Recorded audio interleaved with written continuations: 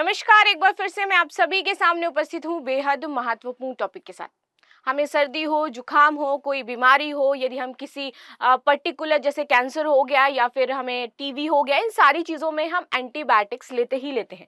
Generally यदि हमें कोई बीमारी होती है तो हम जाते हैं शॉप पर, केमिस्ट के पास, और एंटीबायोटिक्स लेकर के आ जाते हैं। लेकिन ये एंटीबायोटिक्स हमारी बॉडी के लिए इतनी ज़्यादा हानिकारक है क्योंकि यदि आप इनको कंटिन्यू कंज्यूम कर रहे हो तो आपकी बॉडी के अंदर ये काम करना बंद कर देती हैं और ये हानिकारक प्रभाव पैदा करने लगती हैं। एक स्टडी की गई है जिसमें बताया गया है यदि आप इसी तरीके से कंटिन्यू एंटीबायोटिक्स लेते रहे तो 2025 से लेकर के 50 तक के बीच में आपको लगभग 4 करोड़ लोग ऐसे हैं जो इस एंटीबायोटिक्स की बीमारी से ग्रसित हो जाएंगे और उनकी मृत्यु हो जाएगी। यानी कि एंटीबायोटिक्स लेने से आपकी जान जा सकती है, ऐसा स्टडीज में बताया गया है। अब एंटीबायोटिक्स क्या है, एंटीबायोटिक्स प्रतिरोध क्या है, ये दोनों ही चीजें हम इसमें समझेंगे। साइंस एंड टेक के पोर्शन से ये बहुत ही ज्यादा इंपॉर्टेंट हो जाती है। तो यहाँ पर ये कहा गया है भाई यदि आप एंटीबायोटिक्स ज्यादा लेते हो तो आपकी मृत्यु हो सकती है, और इससे अब तक लगभग 4 करोड़ लोगों की जो जानें हैं वो ऑलरेडी जा चुकी हैं, लोगों की मृत्यु हो चुकी है सिर्फ एंटीबायोटिक्स कंज्यूम करने से। तो आपकी इस पर क्या राय है मुझे अवश्य बताइएगा। और आज के बाद से आप एंटीबायोटिक्स बिना प्रिस्क्रिप्शन के कभी भी ऐसे मत लीजिएगा, क्योंकि ये कहीं ना कहीं आपकी बॉडी को बहुत ही ज्यादा इफेक्ट कर रही हैं। एंटीबायोटिक का इस्तेमाल करने वाले सावधान, 25 साल में हो जाएगी करीब 4 लोगों की मौत, डराने वाली स्टडी। और ये एंटीबायोटिक्स को लेकर के पहली बार स्टडी की गई है और स्टडी में ये बताया गया है, देखिए एंटीबायोटिक रेजिस्टेंस जिसको हम प्रतिरोध कहते हैं से साल 2050 तक दुनिया में करीब 3.90 करोड़ लोगों की मौत हो सकती है, लगभग 4 करोड़। लेसेंट में पब्लिश एक नई स्टडी ने चौंकाने वाला खुलासा किया है और उन्होंने बोला है कि 2022 से, यदि मैं आंकड़े को देख रहा हूं क्योंकि स्टडी कर रहा हूं, 2050 तक कि एंटी माइक्रोबियल रेजिस्टेंस से होने वाली मौतों का आंकड़ा 70% तक बढ़ गया है। यानी कि 2022 से कंटिन्यू एंटीबायोटिक्स से जो मौतें हो रही हैं उनमें बढ़ोतरी देखिए, और बढ़ोतरी वो 5, 10, 20% नहीं है, इट्स 70%। इतना ज्यादा आंकड़ा यहाँ पर बढ़ा हुआ देखा गया है।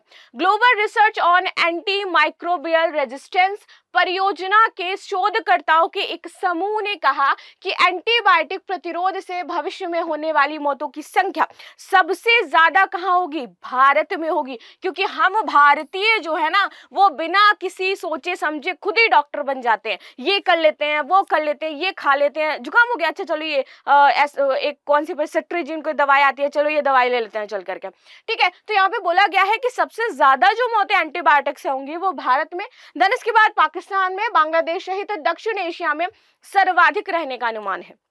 तो भारतीय प्लीज सजग हो जाइए और ये जो एंटीबायोटिक्स इस तरीके से आप खाने की तरह सुबह दोपहर शाम खा रहे हो, इसको खाना बंद कर दीजिए। वर्ष 2025 से 50 के बीच में इसके कारण सीधे तौर पर कुल 1.18 करोड़ लोगों की मौत होने का अनुमान है सिर्फ और सिर्फ भारत में, जबकि अफ्रीका में मौत का आंकड़ा सबसे कम बताया गया है। 1990 से 2021 के बीच एंटीबायोटिक प्रतिरोध के कारण दुनिया भर में हर साल की बात की जा रही है कि 10 लाख से अधिक के लोग जो हैं वो मृत पाए जाते हैं। किस वजह से? क्योंकि वो एंटीबायोटिक्स कंज्यूम करते हैं। तो ये तो बात रही एंटीबायोटिक्स का जो हमने 1990 से 2021 तक का आंकड़ा देखा, लेकिन अब 2022 से 2025 का जो आंकड़ा है वो ज्यादा चौंकाने वाला इसलिए हो जाता है क्योंकि वहां पे 10 लाख नहीं 4 करोड़ लोगों की बात की जा रही है, जिसमें से 1.18 करोड़ सिर्फ और सिर्फ भारत के हैं, भारत के लोगों की मौत हो रही है। आगे बात करते हैं, यही है आपका एंटीबायोटिक रेजिस्टेंस से मौत का खतरा क्यों हो जाता है, इसको हम जानेंगे। देखिए शोधकर्ताओं का कहना है कि आज के समय में जो एंटीबायोटिक्स है इसका ज्यादा और गलत तरीके से हम यूज करें, हम यूज सही तरीके से नहीं करें, हम डॉक्टर्स के प्रिस्क्रिप्शन से इसका यूज नहीं करें। हमें जब लगता है ये है, हमें थोड़ा सा भी सर दर्द हुआ, हमें थोड़ा सा भी बुखार आया तो हमारे पास डोलो है, पैरासीटामोल है और कॉम्बीफ्लेम है, इस तरीके की चीजें हम खा लेते हैं, जिससे बैक्टीरिया पर अधिक दबाव पड़ रहा है और समय के साथ बैक्टीरिया ज्यादा रेजिस्टेंट हो जा रहा है। यानी कि वो अब आपकी बॉडी में रहेगा, उसने अपने आप को चेंज कर लिया है, लेकिन उसके ऊपर अब प्रभाव नहीं पड़ता आपके एंटीबायोटिक्स का, लेकिन अब क्या है वो आपके ऊपर प्रभाव गलत तरीके से डालेगा। आगे बात करते हैं एंटीबायोटिक्स क्या है। ठीक है, एंटीबायोटिक्स ऐसी दवाइयां होती हैं जो बैक्टीरिया के कारण होने वाले संक्रमण और बीमारियों को क्या कर देती हैं, खत्म कर देती हैं, उसका इलाज करती हैं। एंटीबायोटिक्स वायरस के खिलाफ काम नहीं करते हैं। पेनिसिलिन एक प्रसिद्ध एंटीबायोटिक दवा है जो मोस्ट ऑफ द टाइम अगर चीजें होती हैं तो वहां पर दी जाती है। आगे देखते हैं, एंटीबायोटिक्स दवाइयों को एक बड़े समूह का हिस्सा है जिन्हें एंटीमाइक्रोबियल्स कहा जाता है, और ये कई जो आपके एंटीमाइक्रोबियल्स हैं इनके 3 पार्ट्स होते हैं। अब ये 3 पार्ट्स कौन कौन से हैं, एक है एंटीवायरल, एक है एंटी फंगल और एक है एंटी पैरासिटिक्स। अब ये एंटीवायरल में क्या है, ये जितनी भी वायरस से बीमारियां होती हैं उनके संक्रमण में ये इलाज करता है। एंटी फंगल यानी कि जो भी आपके कवक के कारण बीमारियां होंगी उनका ये इलाज करेगा, और एंटी पैरासिटिक्स यानी कि कृमियों और परजीवियों के कारण जो आपको संक्रमण होता है उसका ये इलाज करती है। इन सभी दवाओं का उपयोग संक्रमण के इलाज के लिए ही किया जाता है। एंटीबायोटिक्स दवाओं का अधिक उपयोग होने के कारण उनमें से कई अब प्रभावी नहीं है, क्योंकि इतना ज्यादा हमारी बॉडी ने उसे कंज्यूम कर लिया है कि अब हम उसके आदी हो चुके हैं। एंटीबायोटिक दवाओं का उपयोग केवल तभी किया जाना चाहिए जब उन्हें जीवाणु संक्रमण के इलाज के लिए आवश्यक हो, अनटिल इलनेस हमें नहीं करना चाहिए। अब यह है एंटीबायोटिक प्रतिरोध या रेजिस्टेंस जिसकी हम बात कर रहे थे, जिससे मौतें हो रही हैं। देखिए, कई एंटीबायोटिक्स पहले की तुलना में अब कम प्रभावी हैं। ये एंटीबायोटिक प्रतिरोध के कारण होता है। ऐसा इसलिए है क्योंकि एंटीबायोटिक्स का इतनी बार इस्तेमाल कर लिया जाता है कि बैक्टीरिया के खिलाफ ये काम नहीं करती हैं। बैक्टीरिया के खिलाफ ये काम करना बंद करके आपकी बॉडी के अगेंस्ट वर्क करने लगती है और आपकी बॉडी के हेल्दी सेल्स को ये खुद ही मारने लगती हैं। कभी कभी बैक्टीरिया एंटीबायोटिक्स को खुद बचाने के लिए अपना तरीका बदल लेता है, and this is the point where our body feel like बहुत लेजी हो जाती है, थकान फील होती है, हमें वॉमिटिंग टाइप का फील होने लगता है, सिर दर्द हमें ज्यादा होने लगता है। They are the reasons, they are the science. जब आपको देखना है कि हमें एंटीबायोटिक प्रतिरोध हो रहा है तब ये चीजें हमारी बॉडी में उत्पन्न होने लगती हैं।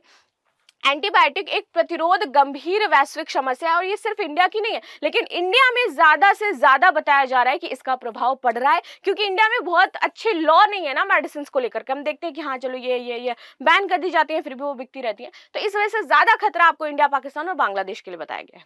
आगे आ जाते हैं, बैक्टीरिया जितने ज्यादा एंटीबायोटिक के संपर्क में आते हैं उनके बदलने और प्रतिरोध बनने की संभावना उतनी ज्यादा होती है, और ऐसा इस तरह हो सकता है जब जरूरत ना हो, अगर तब आप एंटीबायोटिक्स का प्रयोग कर रहे हो तब आपकी बॉडी में ये चीज डेवलप कर जाएगी।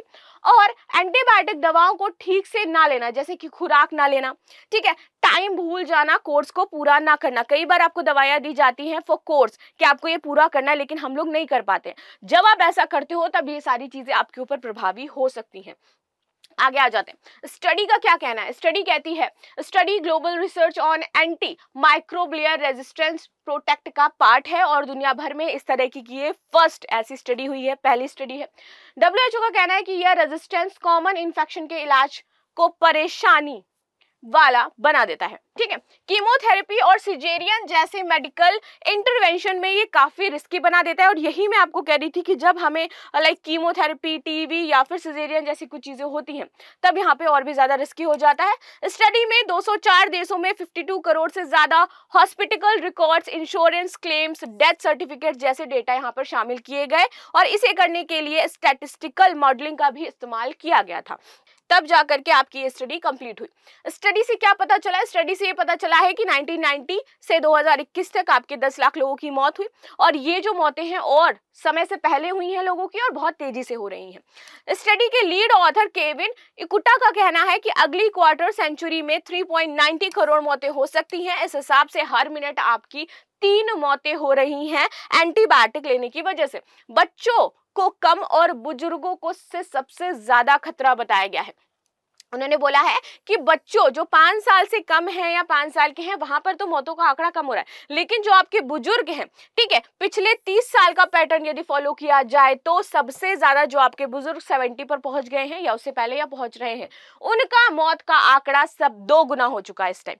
तो वो ज्यादा उनकी मृत्यु हो रही है, किसकी वजह से? इन एंटीबायोटिक्स की वजह से। तो ये थी चीजें जो हमने डिस्कस करी एंटीबायोटिक्स को लेकर के। आई होप आपको समझ में आया होगा। हेल्दी रहिए, हेल्दी फूड्स खाइए, क्योंकि आपकी बॉडी है, आप इसको अच्छी तरीके से जानते हो कि कैसे आपको इसे आगे तक ले जाना है। अभी हम मान लीजिए कि 27, 28 29-30 साल के हैं, लेकिन हमें कभी तो 50, 60 एंड 70 का होना है, एंड एट दैट पॉइंट हमें किसी की बहुत ज़्यादा ज़रूरत ना पड़े, तो इसका अभी से हमें ख्याल रखना पड़ेगा। और जिस तरह की आज की जनरेशन है, आप ये मान करके चलिए कि आपको अकेले ही आगे रहना ही है। ठीक है, तो मिलते हैं नेक्स्ट क्लास में, तब तक के लिए धन्यवाद। लाइक शेयर सब्सक्राइब करना बिल्कुल भी ना भूलें, and thank you so much.